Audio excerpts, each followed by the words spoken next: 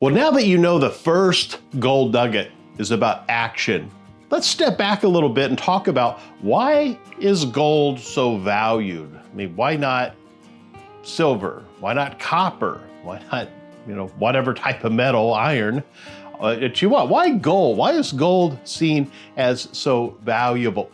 Well, let's look at the characteristics of gold. So a gold, we often see it as 1 ounce of gold, like we see here on this slide. It's just a little hunk of gold. It's really about 1/6 of the size, right? One little piece of a typical phone, a little tiny hunk of gold. That 1 ounce is really lighter than 3 Oreo cookies. So I know a lot about Oreo cookies, but if you take 3 Oreo cookies for research and you hold that, you'll have an idea of about what an ounce of gold feels like. Well, an ounce of gold is worth, as of May 2025, you can just Google it if you want to know what it is today, but it's worth about $3,416 as of May 2025. That could have changed between when I made this recording and when you are watching it. But you can get an idea that that 1 little ounce is worth a lot of money. Well, there are characteristics of gold. That 1 ounce, if we were to pound that out, that could equal 300 square feet. 300 square feet from 1 little ounce. So it's an easily worked metal that can be used in a lot of different things. It has a lot of different utility. You can even pound that out to what is called a gold leaf, like a little almost like cloth or silk-like piece of gold where you can almost see through it. It can be transparent. Gold is really not affected by air and moisture. I mean, gold sits in rivers and it's still fine, or up in mountains and in mines or whatever. It's really resistant to any type of decay from air and moisture. And obviously we see gold in coins and jewelry, but gold has been used in medicine as well. You got to get your grill, so gold teeth. Gold salts are used with rheumatoid arthritis. In the electron microscope, gold was used as a medium for the current.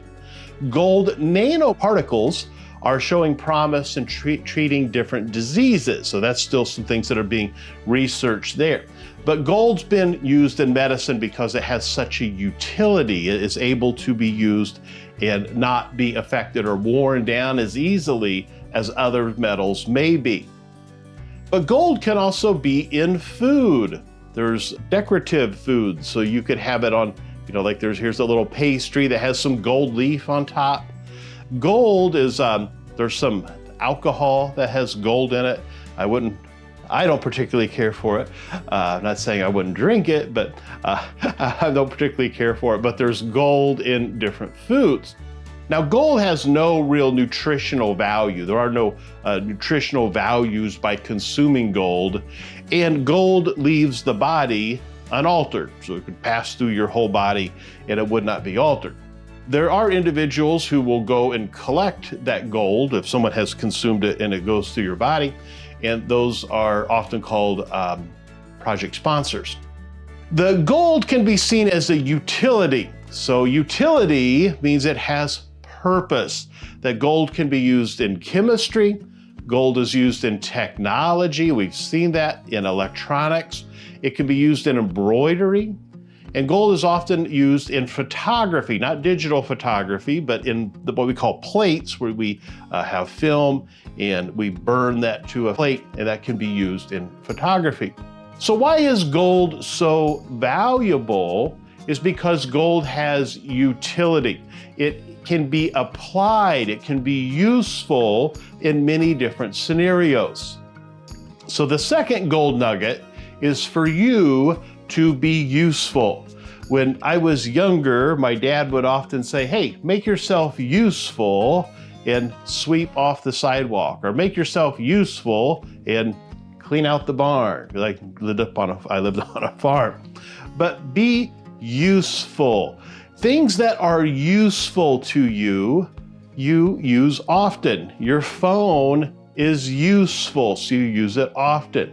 How many gadgets do you have that at first seem really neat, but after a while, that's not really useful. It's not really something that I want to use, that I get a lot of value out of.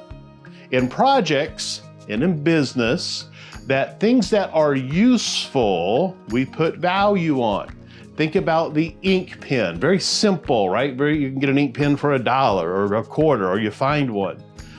It's useful, it has a utility. But then you think about the typewriter, right? Big clunky typewriter. It's not as useful anymore because we have, right, a keyboard in our laptop. So the typewriter and typing on paper and taking that, not as useful. We don't have things in paper as much anymore. We send emails or websites or whatnot. So being useful can change over time. When the typewriter was first invented, that was amazing. I don't have to write by hand, and then my hand gets cramps or worn out, or, oh, I make a mistake and, whatever. But the typewriter, I can type something one letter at a time, and it's legible.